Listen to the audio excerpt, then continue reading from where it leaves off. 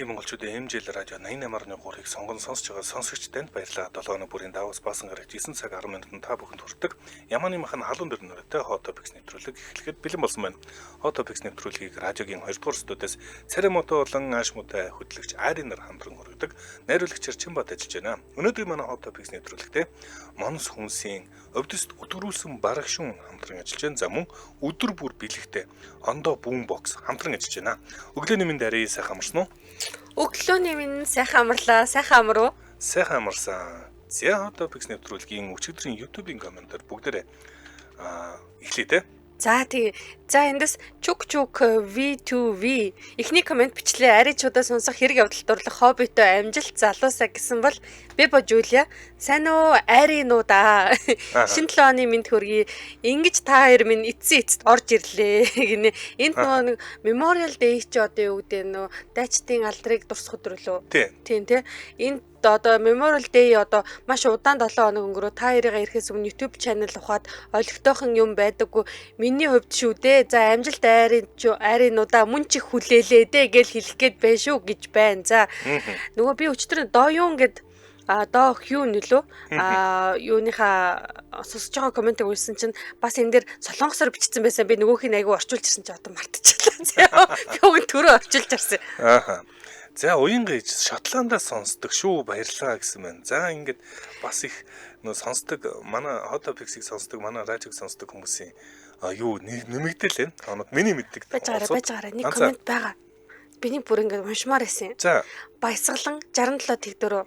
За хоёр Арида баярлдаг шүү. Та хоёрын дуудлага муудлага бол дараа л байна. Ёстой англи хэлний хичээл заах гэж байгаа биш гэсэн. Энэ хэсэг нь гол хэсэг биш зэ. Одоо хамгийн гол хэсэг. За Ааш муутай Аригийн эгч нь байна. Та хоёртай амжилт Израилээс гэж байна. Би өнөөдөр эгчтэй болсон. Ямар том байна яа. Би бүр энийг бистэ маргааштай нэр заавал уушна гэж өчтөр орой бодчихсон. Баярлалаа. За баярлалаа. За Hot Topics нэвтрүүлгийн дэлхийд эхний анхаарлын дуудаага сэдвүүдлэг бүгдээрээ орё. Дэлхийд даяар нэг л сэдв одоо яг бүр шуугж ийн гэж хэлж болно. За Бриджит Макрон гэдэг хайлт Америк нэгдсэн улсад 200 мянган хайлттайгаар тэргүүлж байна. Францтай өчигдөр 100 мянга болсон. Тийм. Францтай өчигдөр 100 мянга болсон. Өнөөдөр нэмэгдсэн байгаа. Их Британд 25 мянга, Оросд 50 мянга өчигдөр байсан. За би өнөөдрийнх нь харах хэмжээнд шүү. Тэрнээс их л болсон баг. Өөрөөр хэлбэл дэлхийд даяар ганц сэдв ер нь дэлхийд даяар сэдв болж байна л та. Энэ бол Бриджит Макрон. Бүр яалтч би бүр тренд дээр ингээд Бриджит Макрон гэдэг ингээд бөө битүү ороод ирсэн бахаар нь. Тэгээ чамаг нөгөө сэдвийг авсан байсан болохоор за нэвтрүүлэг дээрээ сонсъё ихч. Яач ч гэж бодоод байж лээ. За тэгэхээр Макрон Францын ерөнхийлөгч Макрон за түүний гэргээ Бриджит Макрон ямар асуудалд орсныг бүгдээр хамтаа сонирхын манай лайвын голоор яг тэр асуудалд орсон бичлэгийг үзүүлж байна. За Макрон Вьетнамд зорчиж байгаа. Вьетнамд одоо айлчилж байгаа тийм. За тэгээд Вьетнамд айлчлаад онгоцноос буухаас өмнө нэгэн хөгжилтэй явдал нь бичлэг нь одоо интернетээр таарсан. За яасан бэ гэхээр яг ингээд нөө зураг авч байгааг нь мэдгүй байжгаад Макрон ингээд нэг хүнтэй хэрэлдэл ах шиг байна. Цаанаас нь Макроныг за Францын ерөнхийлөгчийг нэг хүн мангасцсан. Нүргээр юм. Нэхүти. Бүр зүгээр ерөөсөө ингээл мангасцсан. За тэр бичлэг нь байна. Тэр бичлэг нь одоо дахиад харуулах байх. Ямар ч байсан. Тэгээ тэр одоо мангастуулсан Макрон өөрөө тэгээд мангастуулангуудаа ингээд бичлэг авч байгааг нэрээ хараад хаалган уцсан хараад гайхаад сандраад ингээд харж байгаа. Тэгээд бууж ирж байгаа. Тийм биш. Нэхүти бүхэл бүтэн бүгд найрамдах Франц улсын ерөнхийлөгчийг нэг хүн бүр өстө өөрийн дураар зүгээрс нэр эцээ чи миний нөхөр шүү гэж явж. Йоо за өстө жигээ харсан. За тэгээд энэ мангастуулчаад бамсандаа гараа ингээд далж батлаа. Бас их хөвгчлээ. Энэ мангастуулсныхаа дараа гаргаж байгаа царайнаас хүмүүсийн анхаарлыг татаад инээд хүргээд байгаа юм шиг байлаа. За мангасан хүн нь бол мэдээж хэрэг түүнээс 25 насаар игч 25 нас шүү дээ. 25 насаар игч Бриджит Макрон байсан. За Макрон Эммануэль Макрон энэ жил бол 47 настай. Харин түүний гэргий Макрон одоо Бриджит Макрон бол 71 настай. За энэ чинь энэ хоёрын ер нь асуудал байнгын анхаарал татчихдаг сонирхолтой хостой.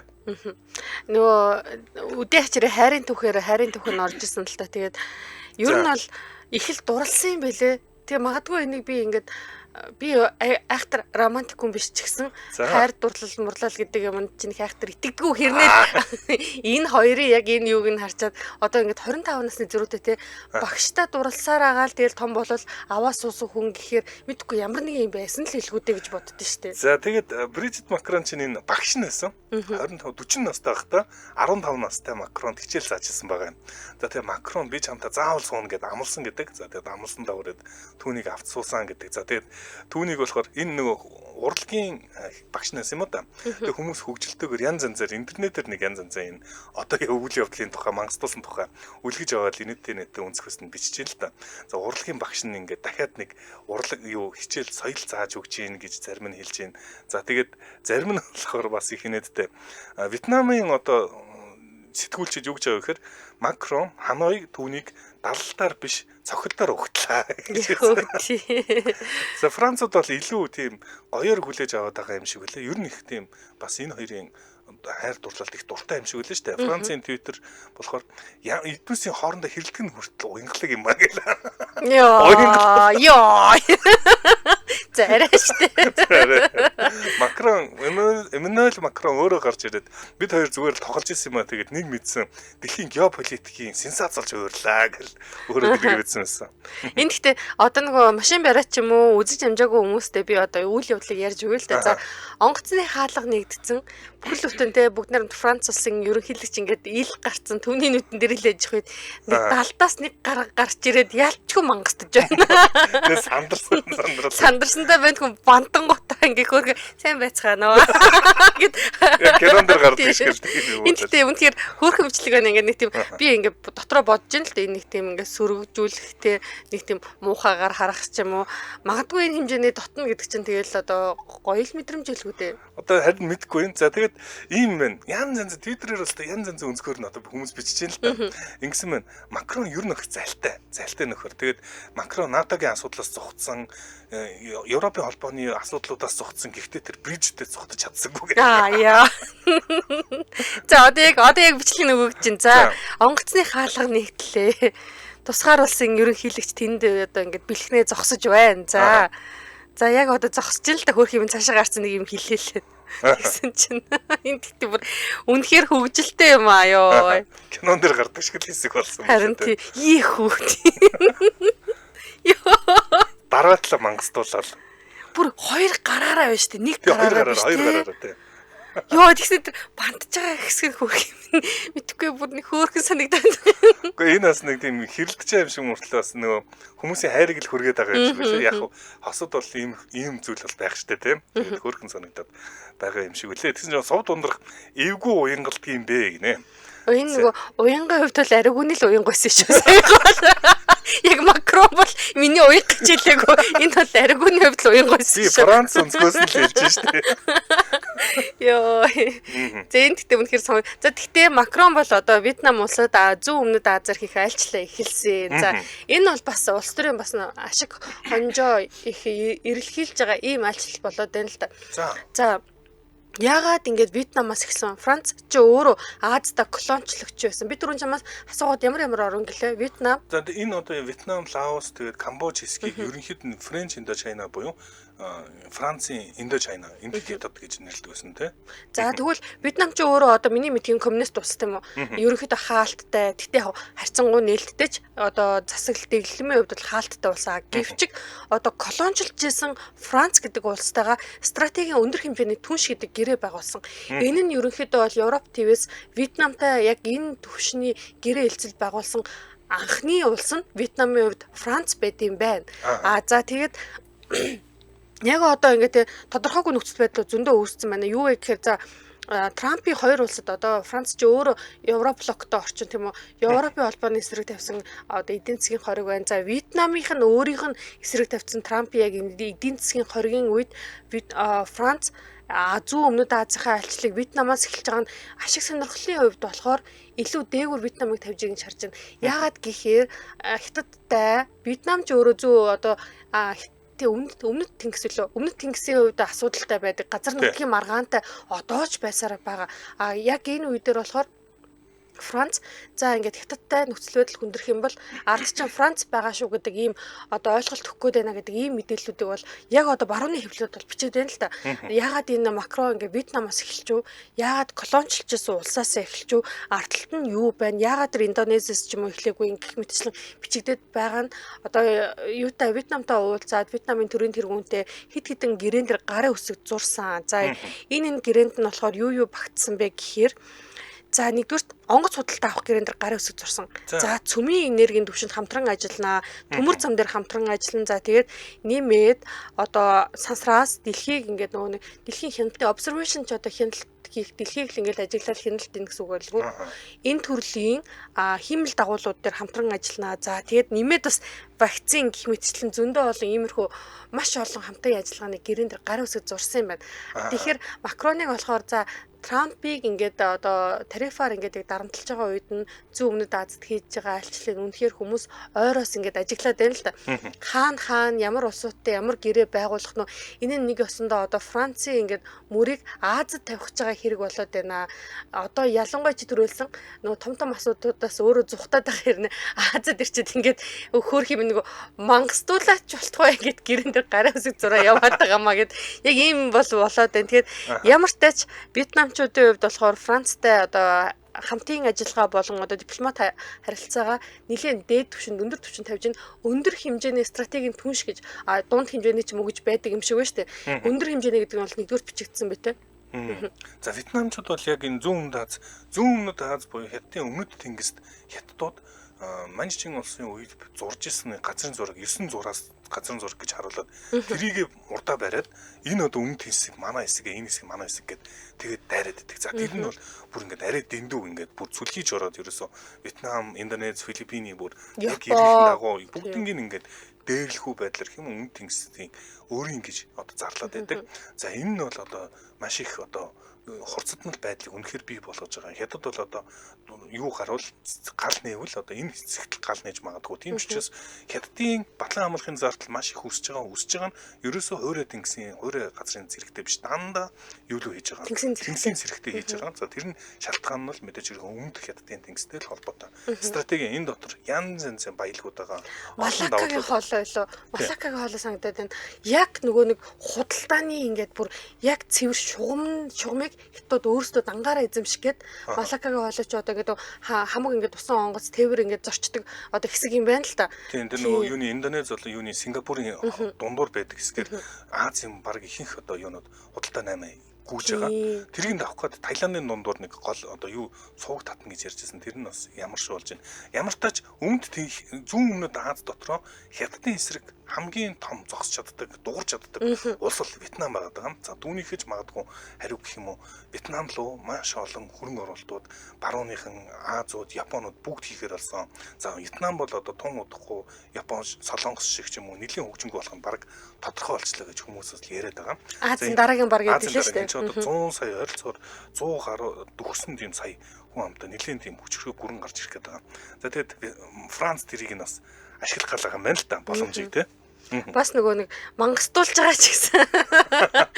Улс төрөө бол хаяг хөрөх юм энэ өвчлөгийн дахиад өгөж чинь иш бүр энэ гэхдээ бүр харахаар л нэг тий. Мэдгүй яагаад ч юм одоо ингэ дэвхлээс сурсан юм шиг. Франц уянтай үстэй ч та. За Францад их сонин уянгалдаг ард түмэн биш үү нэр гэсэн. За хамтран ажиллагчаа танилцуулдаг юм манай нэвтрүүлэгтээ Монс хүнсийн өвдөст өтгөрүүлсэн бараг шун хамтран ажиллаж байна. За одоо 100 болохоор чи аршилтай юу? Үгүй гэхдээ их сонин манай аав аршилтай, манай хүү аршилтай, би аршилгүй. Оо тийм үү. За чамд ингээд Аз тохиоч баяр хүргэе. Баярлалаа. Түү. Окей. Түү гэж битээ нөлөн гэж байна. За, харшил бол үнэхээр хэцүү байдаг. За, одоо ингээд харшлын уйлрал бас 90 100 болохоор 100 үнэхээр сайхан уйлрал боловч дагаад харшилтай хүмүүсийн зовлон эхэлж байдаг. Тэгэхээр дархлаагаа дэмжингээ харшлаас урдчлан сэргийлмээр байгаа хүмүүст бодохоор яг одоо Монс хүнсийн увдст өтгөрүүлсэн барагшууны тухай мэдээллийг хүргэх чинь. За байгалийн гаралтай бүтээгдэхүүн олон зуун жилийн турш хэрэглэгдэж ирсэн баг шүүн таны биеийн дархлааг нэгдүгээр дэмжинэ. Тэгээ харшлын шинж тэмдгийг зөөлдөг үйлчилгээтэй. Энд гэхдээ бид нар нэг монголчууд ч баг шууныг юу яадаг штэ ясны гэмтэлт хэрэгтэй гэдэг. За энийг би үнэхээр өөрийнхөө амьдрал дээр манай баг охин үнэхээр хүнд гэмтчихсэн. За. Тэгээд одоо ингээд одоо юу хий нэгтлийнх нь ингээд биеийн бүхэлдээ гипстэй байсан тийм хүүхд тахгүй юу. Тэгээд энэ их гэмтлээс ингээд босч ирэхэд бол баг шуун бол маш ингээд тий тус болсон. Одоо ч бид нар ингээд гэр бүлээрээ бараг шууныг дахин шүтдэг.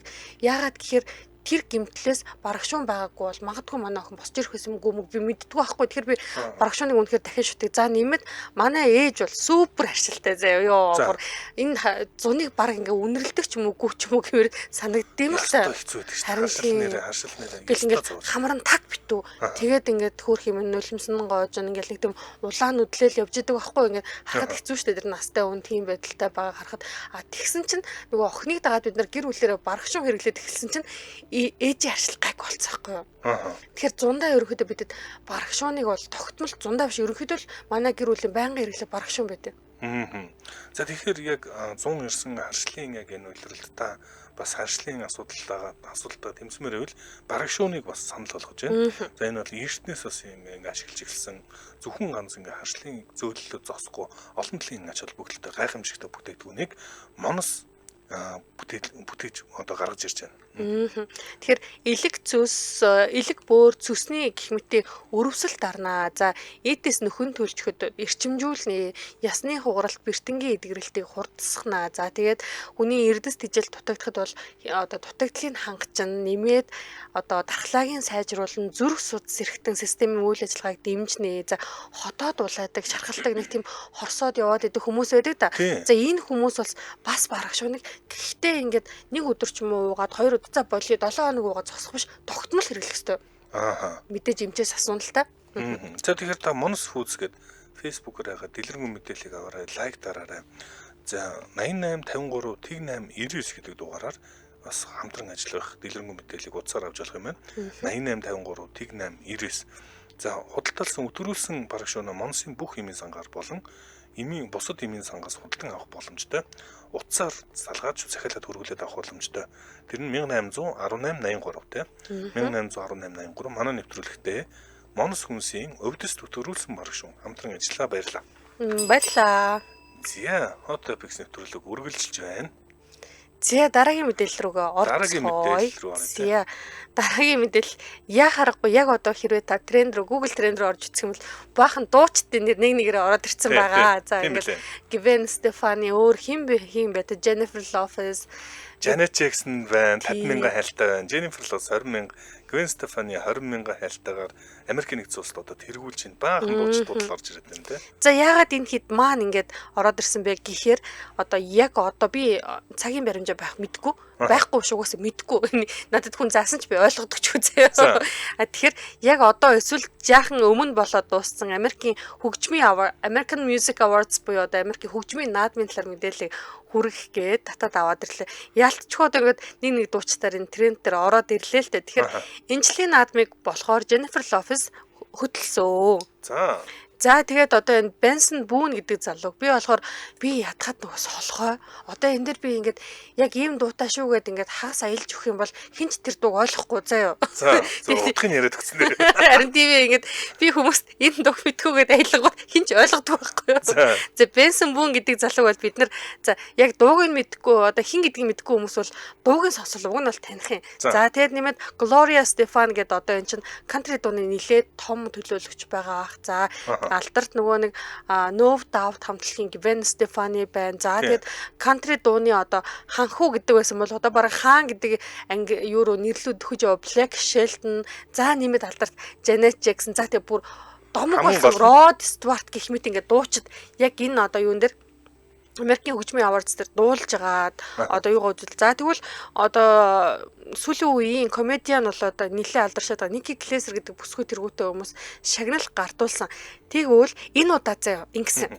Taylor Swift бол үнэхээр одоо мэдгүй 90-ад оны төгсгөл 2000-ад оны их үед бидний үед Britney Spears бол попын гүнж байлаа тийм үү. За тэгсэн чинь одоо Taylor Swift бол pop нь уг нь бол country дуучин л та. Тий. Гэхдээ л ерөөхдөө бол ингээл pop country-га одоо энэ хүнийг хатан хаан гэж нэрлэдэг байдаг болсон байлээ.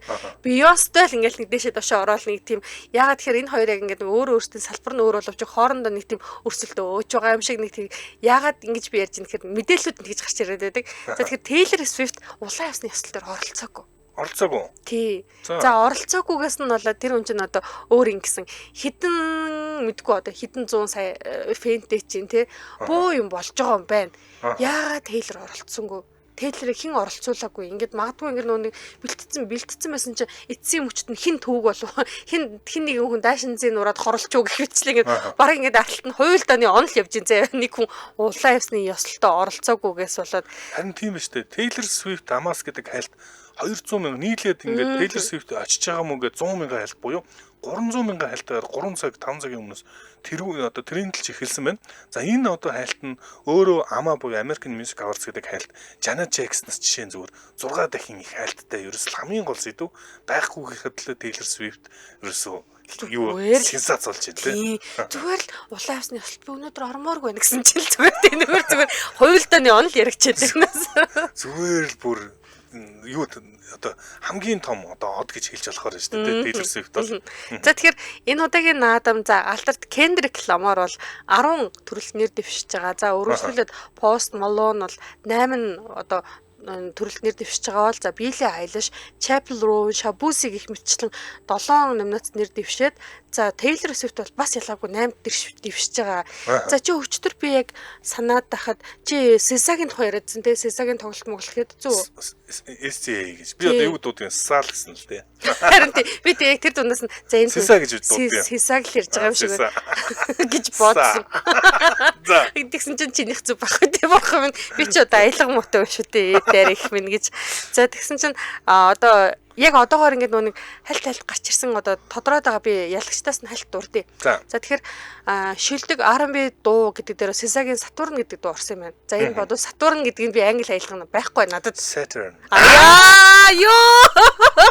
Бохом минь. Орсон шүү. Би За энэ мик дроп гэж би өнөтрүүлээ хаяад гармаар орлоо шүү. За тэгээд үргэлжлүүлээд шилдэг эмэгтэй латин одоо артистаар Becky G гэдэг эмэгтэй тодорсон байна. Энэ дээр бол одоо нэр дэвшсэн хүмүүс дунд нь Shakira байлээ. Shakira-г даваад Becky G гэдээ бас нэлээд залуухан уран бүтээлч байлээ. Тэгэхээр харин энэ оны шилдэг шин уран бүтээлчээр Gracie Abrams гэдэг бүсгүй тодорсон байна. Би одоо энэ хүнийг бол үнэхээр мэдэхгүй юм. Мэдийгс ч мэдэхгүй байна л та. Тэгээ мэдэхгүй болохоор ингээд энэ хүн ийм тийм гэж хэлж чадахгүй наа. Тэгэх юм бол өргөжлүүлээд R&B шилдэг артистаар бол SZA тодорсон байлээ. За энэ мэтчлэн ер нь American Music Awards-ыг тойрсон мэдээллүүд нэлээд их цацагдж байна. Тэгээд мэдээж улаан явсны ёслол бол бас л ёслол төгөлдөр бодог. Энд чинь гэхдээ улаан биш ингээд юу юм бэ? Нийл ягаан юм байна те. За. Хевснийхэн өнгө нь purple харагдаад байна. Нийл ягаан. Тэгэхээр одоо эмгтээчүүдийн хувцлал угаасаа хидзэнээсээ л одоо маш тод томрон байсан. Нэрээ нөгөө Grammy Awards дээр би гарсан тод биш нөгөө одоо нэг нүцгэн чим шиг харагдаг тиймэрхүү дайшинзнуудыг хорвилсан чинь уцаад нэг тренд гараад ирсэн гэдсэн тэр чи сонсноо. Үгүй. Намхан гутлын трендийг гаргаад ирсэн гинэ нөгөө эмгтээчүүд чинь өсгөтэй ингээд өндөр ингээд шавх усан үзүүртэй ингээд 8-аас дээш см-тэй төбөл ерөөсөө өмсөн баг байгаагүй гэж. За ямар ч юм бол өнөрөө л намхан гутал өмсөн гинэ. Магадгүй ингээд нэг мод иргэн шиглэн болж байгаа юм шүү дээ. Аа. За дараагийн мэдээлэл рүү бүгдээрээ орцгоё. Дараагийн мэдээлэл бүгдээрээ Солонгос руу очихнэ. За Солонгост за юм болоод байна. Би тэгээд зөв хинээс Чимбагаас гуйлаа. Энэ ямар ч ямар кинонд тоглосон бэ? Би бас сайн мэдэхгүй мэлээ. Зөвөр нь дуудыг Күминши гэж дуудсан. Гоменси гэдэг англиар би уншихаар л юм лээ. Күминши гэдэг хайлт Солонгост 20 мянган хайлтаар тэргүүлж байгаа бол Лим Сон Ён гэдэг хайлт 20 мянган хайлтаар энэ хоёр одоо одууд орж ирсэн. За тэгээд энэ хоёр хоёулаа янз янзын асуудалд орж ирсэн. За солонгосчууд cancel culture буюу cancel соёл гэдгээр бүр ингээд тасалдсан өөр соёл юм байна л да.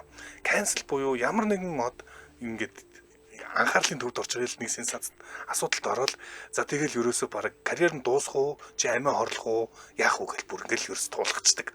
За энэ одоо яг тавцсан дээр нь хоёр хүний нэр зэрэг ороод ирж байгаа. Хүүд нэр юм уу? Нэрээ. Одоо ер нь асуудалд ороод байгаа л гэсэн. За энэ ч ерөөсөө Япон солонгосчууд ч нэг ингээд зууцсан гэх юм уу, нэг ингээд анхаарлын төвд орсон байгаа хүмүүсээ яаж хийж яагаад л арга хэмжээ авахулж иж санаа намардаг болсон юм ба штэ. Яг солонгосын cancel culture гэдэг одоо бид хоёр ярьж штэ. Энэ надад ингээд за бусад орнууд cancelддаг тийм үү ингээд нөгөө нэг одоо бидний хэлж байгаа нэг өсөндө бойкотлох буюу эсэргүүцлийн хөдөлгөөн ингээ илэрхийлээд явдаг а солонгосчууд болохоор тухайн хүнийг те тэр өндөрлөг дээрээс нь ингээд чирцээрээ татаж унгаагаад газар хөвтүүлж байгаа дээрээс нь дивслээд тэгээ босчирхгүй болчихсон дивсэлж байгаа дуусахтайгаа төрлийн юм шиг санагддаг байхгүй тийм бүр ингээд зуурчаа тавьдаггүй гэх юм уу. За тэгээд бүр хойноос нь бүх юм нь ухаж түнхээр өстө бөө юм болдог. За тэгээд Коминши гэдэг одоо энэ жүжигчин болон Лим Сёён хоёр инхүү одоо цаазын тавцсан дээр гэхүү одоо гарч ирсэн. Сошиал энийг бол одоо сошиал шүүх гэж нэрлэдэг байгаа. За эхний Коминшин илүү алдартай кинонуудыг үзсэн гэсэн те. Би яг энэ охиныг бол би яг сүүлд Netflix-ийн кинонуудыг мэдээд байна л да. Одоо Sweet Home гэдэг нэг тийм вирусаар өвчлөөд хүмүүс нэг тийм мутацид ороод мангас цангас болсон тийм кино л үзчихсэн. Энэ дээр бол нэг тийм бие даасан нэг тийм хүчтэй охины дүр гаргадаг бол тэр дараагийнх нь сүүлд би Frog гэд бас нэг тийм айгуу тийм одоо psychopath одоо орсоор психопат гэж хэлээд байдаг. Ийм алуурчин маркийн эмэгтэй дүрд бол тоглосон Frog гэдэг кинонд нилээд явсан. Би бол ялч үзсэн. За тэгээд яасан бэ гэхээр энэ Солонгосын DC Inside гэдэг ийм нэртэй ийм форум байдаг юм байна. За энэ форум дээр нэрээ нууцсан хүмүүс Коминшигийн тухай мэдээллүүдийг өгсөн. Яасан бэ гэхээр түүний ангид нь байсан нэг ангид нь байсан хүүхдүүд юм шиг байгаа юм хүмүүс. За эднээс нь түүний Коминшиг залуудаа ангид ахта яаж хүмүүсийг дээрлэгдэг байсан, доромжилдог байсан, өөрийг нь яаж дээрэмддэг байсан. За мөнгө бүр дээрэмддэг байсан. Тэгээ янз янзаар ингэж үгээр дайрч ингэж дарамтлагдаг байсан тухай мэдээллүүдийг маш наривчлалтайгаар мэдээллүүдийг өгч эхэлсэн. Ийхүү одоо багтаа энэ ангид ахтах энэ Коминши маш муухай тийм хэрцгий дээрэнгүү хүн байсан байна гэдгийг ингээ илчилсэн. Тэгэхээр нэрээ бол яг бүтэн хэлээгүй юм билээ. За ийхүү одоо Коминши одоо асуудалд ороод байгаа юм байна. Яа тэгээд тийм нэг үлийн үр гэдэг үг санаанд ороод идэв. Зүйл амьдрахгүй бол ямар нэгэн байдлаар нөгөө өмнө ингээд тарьсан ингээд нөгөө хүн юу тарин түүнийг хураана гэдэг штеп. Тарьсан үр нь ингээд эргэж ингээд өөрт нь ингээд уцчих гай болж штеп. Энэ одоо хичнээн хөөрхөн охин уу. Тэр кинон дээр хичнээн гоё тоглолтгүй те. Гэхэд ингээд хүүхэд дэрлэгдсэн бол надад ч гэсэн одоо энэ охиныг ингээд дараа нь би өмнө харжсэн дээр харж чадахгүй л болж байгаа байхгүй. За тэгээд одоо энэ Солонгосын cancel гэдэг чинь одоо ингээд шаардал асуулга шаардж байгаа. Одоогийн байдлаар бол түүний одоо агентлаг том киноны гэрээд байгаа юм байлээ. Тэр агентлаг болон Коминши өөрсдөө бол би ямар нэгэн энэ худлаа мэдүүлэгээ ямар ч тийм үндэслэл байхгүй гэсэн хариу өгчөөд байгаа юм байна. Гэхдээ ингэж хариу өгвөл худлаа нь батлагдах юм бол хэрвээ тэгж одоо дээрлэгчсэн ч юм уу ямар нэгэн гэрч баримт нь гарч ирэх юм бол энэ хүний карьер магадгүй ингээд сүнөх байх л гэж одоо худлаа ярьсан бол дарах гэдэг шүү дээ тийм. За иймэрхүү байдлаар одоо яг өрнөж байгаа юм байна Солонгост. Дараагийн одоо анхаарлын төвд орсон хүн бол Лим Сёён гэдэг бас юм алдартай жүжигчин юм байлээ. За энэ жүжигчин би бас киног нь ер нь үзэж байгаагүй маань. Гэхдээ энэ жүжигчин саяхан гэрэлсэн юм байна. За ерөөсөө 5 сарын 17-нд буюу 10 хоногийн өмнө Мистер А гэж нэрлэдэг. Нэр нь нууцтай 55 настай маш баян хүнтэй гэрэлсэн. За тэгсэн чинь нөгөө баян хүн нь 3 удаагийн лөөрийн хэрэгээр асуудалд орж байгаа тийм хүн юм байна. Лөөр хийжсэн хүн болж таарсан. За тэгээд энэ одоо нэг 20 тэрбум воны асуудал бас буруутгах гэж байгаа. Янз янзын нөгөө Понци схем гэдэг чинь хүмүүсийг лөөрсөн асуудалтай хүн болж таарсан. Тэгээд хамгийн сонирхолтой энэ хоёр маш баян хоёр шүү дээ. Нэг нь том А зэрэглэлийн жүжигчин байна. Лим Сёён гэдэг. Нөгөөх нь одоо сууж байгаа залуу нь Мистер А, ноён А гэдэг байгаа нь тэр бомтон гэж одоо юу гэх юм маш баян хүн нь энэ хоёр хаашаа бал сараа тэмдэглэхээр явсан бэ гэсэн чи Чэжүрөө явсан. Чэжүрөө явсан. Өөрөөр хэлбэл одоо баячууд чи явал бүр л амар онцгой гой газар очиход Чэжүрөө бал сараа тэмдэглэхээр явсан юм. Шалтгаан нь тэр олон улсад хаагдж байгаа хүн. Леври гэдэг барилдаж магадгүй. Дамжих юм бол Интерполоор баригдчих. Янз янзын асуудалд орж магадгүй гэдэг ингэчлээ. Хилийн хориг тогтоосон ч юм уу. Ямар нэгэн асуудлаас болол чээж рүү ингэж явна гэдэг чинь ийм одоодын хувьд л жижиг л юу л асуудал юм байна л да. Одоо хэцүү л асуудал юм байна л да. За ингээд энэ одоо ийм Сон Ён гэдэг энэ жүжигчний нэр бас 21 энэ эмэгтэй хэдэн настай вэ? Энэ эмэгтэй өөрөө миний ойлгосноор үеийнх байсан баг шүү. 40 50 настай, 39 настай. Чамтай үе юм уу? Тийм, надтай үе. Би нөгөө өөртөө л болж байна. Тий. За, эндээс би нэг комментод уншаа тий. За, эмэгтэй айрын өглөөний минь аригуунд яах вэ? Минь худлаа шүү дээ. Оги тэгж бичээгүй л тий би зүгээр жоохон залруулахтай уншсан. За, Чулуунбаатар усанд орж эхнэр нь нөхөртөө алгадуулаад ККК гэсэн байна. За, Сувд ундрах түрүү уншсан тий. Балай хоёр олны өмнө нүдний булай гэдэг одоо нөгөө Франц ерөнхийлөгч Эммануэль Макронтой болсон үйл явдлын талаар бичсэн байна. За, энэ нэг коммент ирсэн байсан. За. Аригуна чамаг Стэнли гэд хэлээд өгөөч гэж байна. Стэнли. Аяа. Би гарлаа шүү нэвтрүүлгээс. Би нэр гараа авчихсан. Чи бүр нөгөө тэнгисийн эрэг 2 4 7 цаашаа илж штэ ёо.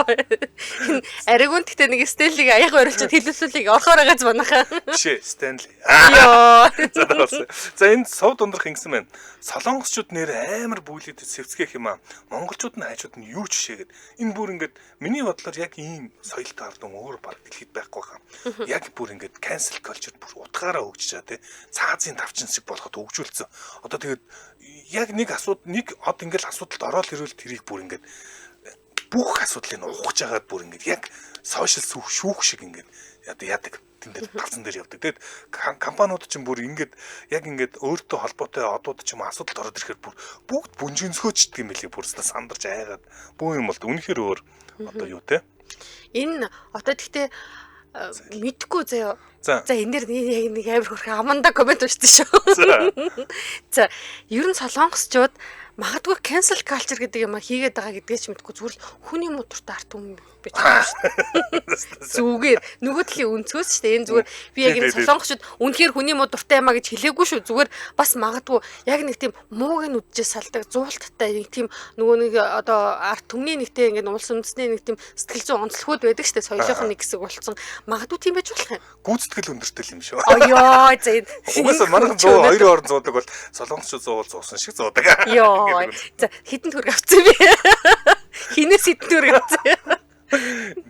Хамтран ихтэй танилцуулчаад хэлье. Үргэлжлэлийг. За өдөр бүр бэлэгтээ Ондо Boombox манай нэвтрүүлэгтээ хамтран ажиллаж байна. За Ондо аппликейшн дотор Boombox нэгдсэн. За би Ондогийн хэрэглэгчээ. Одоо чи Skype-ийн хажуугаар ялч хүмүүний утсан давхар Ондо явж байдаг. Тэгэхээр би өчтөр яг энийг харчаад өөрийнхөө Ондоо руу орж үзсэн чинь нэрээ бэлээ. Худлаа яриг байна. Тэгээд дотор датагаа цэнэглэх бүр дотроос нь iPhone, MacBook, AirPod, PC, жихвч, ухаалаг цаг, Osmo Mobile, TV гэх мэтлэн 666 ширхэг бэлгээс өөрийн болох боломжтой болсон. Тэгэхээр датаг нь угаасаа Ондогийн дата бол ингээд хот дотор бол үнэхээр супер ээ. За тэгээ дата нь хямдхан.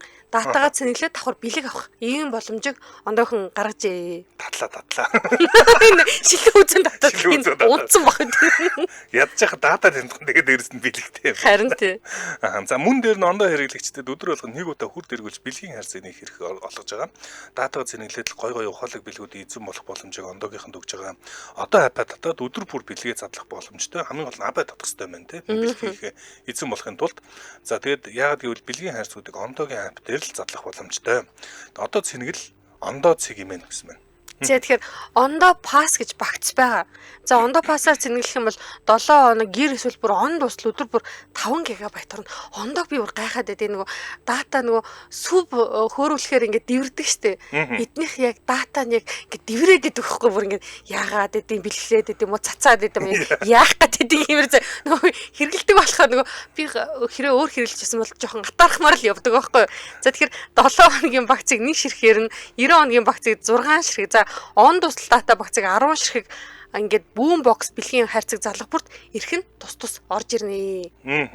За тэгэхээр 1866 гэдэг дугаар руу та залгах хэрэгтэй дэлгэрэнгүй мэдээллийг амаар байвал 1866 хэрэв та аль хэдийн ондоог хэрэглэгч болсон бол 66 гэдэг дугаараас бас дэлгэрэнгүй мэдээллийг авах боломжтой. Манай нэвтрүүлэгтээ өдөр бүр бэлэгтэй ондоо бүүн бокс хамтран ажиллаа. Баярлалаа. Баярлалаа. За дараагийн сэдвлүүгээ бүгдээр орцгоё. За дараагийн сэдв Солонгостой холбоотой. За Солонгост одоо хоёлаа 6 сар гаргаад ерөнхийлөгчийн сонгуул болох тухай яригдсан. За тэгвэл яг энэ сонгуулиас одоо яг яагаад ийм сонгуул болчих уу? За ерөнхийдөө яагаад сонгуул болсон бол хүмүүс бол мэдж байгаа да. Юн Сукёл гэдэг одоо өмнөх ерөнхийлөгч нь 12 сарын 3-ны өдөр онцгой байдлын одоо цэргийн дэглэм гэх юм уу? Тийм тогтоох гэж цэргийн дэглэмхээр арай худлаа байна л да.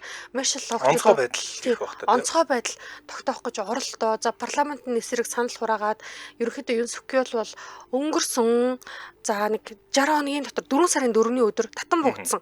Албан ёсоор шүүхээс тийм үү татан буугдсныхаа дараа өмнө Солонгосын үндсэн хуулийн дагуу 60 хоногийн дотор ерөнхийлөгчийн сонгуул явагдах ёстой. За тэгвэл ерөнхийлөгчийн сонгуул 6 сарын 3-ны өдөр болно. Тэгэхээр яг одоо дараагийн ерөнхийлөгчүүд нэлээд том ингээд нөгөө асуудлууд ингээд юу хийх нь их том байгаад байна л да. Яг тэр өмнөх удаадаа ч юм уу те ерөнхийлөгчүүд ингээд өмнөх үнийхээ залгааг дагаал ингээд те энхийн цагт одоо ерөнхийлөгчөөр сонгогдож гарч ирдээсэн бол одоог бол энхийн цаг гэж хэлэх боломжгүй байгаад байна. Яагаад гэхээр нэгдүгээр Юн Сукёлийн яг энэ ингээд те огцом шийдвэрээс болоод Солонгос дотор хуваагдчихад байна. За төр улстай итгэл нь унчаад байна. За нэмээд дотны холбоотон орон гэж бодож тэг ингээд нөгөө итгэж энэ олон жил бодож ирсэн Америкийн нэгдсэн улсын төрийн одоо тэг тэргүүний суудал дээр нэлээд барьцхан хүн суудсан буюу нөгөө дотны ах минь гэж хардаг солонгосынхаа эсрэг худалдааны тариф өндөр тогтоочоод байна. Гэх мэтчлэн ингээд дотоодын асуудлууд үүсгийн хажуутнаас нөгөө Умарч Солонгос гэдэг нэг улс байж байна. За энэ улсад одоо Ким Жон Ун ингээд бас нэг барьцгүй нөхөр дахин одоо гүн барьцгүй хүмүүс дунд юм байна. Тийм дахин одоо Путин яагаад энэ л да туршаад байна. Яг ингээд энэ хоёрын хооронд энэ он гарснаар ямар нэгэн тийм хурцтмал байдлыг одоогоор үүсээгүй байгаа ч боловч Ким Жон Ун Путин туршаад байгаа тогтмол. За тэгээ хажуугаар нь бас нэг өмнөд Хятадын тэнгисийн Хятадтай исэн маргаан. За энэ Хятад гэдэг улстай одоо эдийн засгийн харилцаагаа одоо ингээд хадгалж үлдэх үү эсвэл ингээд газар нутгаа ингээд одоо булаацалцсан хിവэрэ байх уу гэх мэтчлэн иймэрхүү ингээд нөгөө нэг түмэн асуудлын дунд шинэ гарч ирэх ерөнхийлөгч бол сонгогдох нь тодорхой болсон. Яадахад Солонгос үнэхээр хагаралтай байгаагийн нэг ингээд илэрхийлэл нь юу вэ гэхээр Юн Сукёл бууснаас хойш 3 ерөнхийлөгч өөрөг гүйцэтгэгч томилогдсон. Нэг хүн гараа за одоо эхнийх нь те 3 сард болохоор сангийн сайд Чой Саммок гэдэг хүн гарсан бол дараагийнх нь болохоор за бас тэгээ ерөнхий сайд болсон Хан Доксу гэдэг хүн одоо томилогдсон. За яг одоогоор болохоор Жүүхоо гэдэг одоо хөдөлмөрийн яамны сайд ийм хүн байгаа. Тэгэхээр ингээд яагаад энэ ерөнхийлөгчийн үүрэг гүйцэтгэгч ингээд авчаа яадаг байгаа. Яагаад солигдоод байгаа гэхээр энэ бас дотооддоо нэг докторгүй тэнцвэргүй байгааг л харуулад нь шүү дээ. Гадагшаага бол яг дотоодын тийм улс төрийг бол бид нар ингээд нөгөө парламентод суух биш нөгөө лаа бариад нэмгэн дээлтэй хараад зогсож байгаа биш болохоор мэдэхгүй байна. Гадагшаага бол 3 энэ богино хугацаанд 3 хүн авчаа ийн гэдэг бол мэдэхгүй. 2 хүн одоо энэ 3 дахь нь явж байгаа шүү. Ийм байгаад байна. Гэхдээ одоо дараагийн ерөнхийлөгч нь хэн болох юм бэ гэдэг дээр одоо алдарт ардчилсан намын нэр дэвшигч одоо ардчилсан нам яг одоодоо болохоор нөгөө нэг гол сөрөг хүчин гэж явж байгаа. Тэгэхээр одоо яг төрд болохоор PPP буюу ардын хүч намынхан одоо яг одоогоор бол олонх байгаа энэ үед ардчилсан намын сөрөг гэж явж байгаа бол одоо EJ Moon гэдэг ерөнхийлөгч гинэ одоо нэр дэвшигч бол нилээд дээгүр магадлал өндөр байгаа. Тийм магадлал өндөр байгаа. За бас EJ-Moon чинь зүүн талын үзэл баримталтай буюу ажилчдын эрх ашиг, хөдөлмөрчдийн эрх ашиг хамгаалах гэдэг нэлээд популист маягийн ажендаг мөрийн хөтөлбөр танилцуулж байгаа шиг байлээ. 7 хоногийн 4.5 хоногтой болно гэдэг тиймэрхүү мөрийн хөтөлбөр танилцуулж байгаа бол эсрэг талаараа энэ ард түмний хүч гэдэг намд чинь Юн Сукёл байсан. За энэ Юн Сукёл намаас хөөгдсөн. Хөөгдөд бунгууд бас зүгээр байхгүй байгаа. Ерөөсөө сонгуул гэдэг чинь лөөвөр эднээс ерөөсөө шударгаар сонгуул тоолдгоо манайхад нэг хар машин гэдэг шиг янз уйлдэр хандл яриад яваад байгаа. Тэ өхөр бууга 50 гэдэг лүү те нэг тий. За энэ тэгээ одоо ард түмний хүч нам чинь Юн Сукёлоос зайгаа барих гад нэрээ таслах гад бөөн янз арга чарга хэрглэж байгаа. За үүнээсээ болоод ард түмний хүч намын рейтинг нэлээд унсан байгаа. Тийм болохоор дараагийн ерөнхийлөгч EJ-Moon болох магадлал тун өндөр байна гэдэг хүмүүс яриад лээ. За Тэмүүлэн Батболдын гэсэн солонгосчууд угаасаа мэдэрлээ. Утас дуурахт хинбэ гэх нь олгүй хэрэг дуртай гэсэн байна. Энэ яг яриаггүй шиг сонсогдоод байгаа юм. Би тэг юм. Тэгдэж штэ чи. Офис түүхний утас дуурсан чи яриаггүй хинбэ гэж. За үлээгээд би хаяал тэгдэг шүү. Би ерөнхийдөө нэг худлаа яриад байдгүй шүү.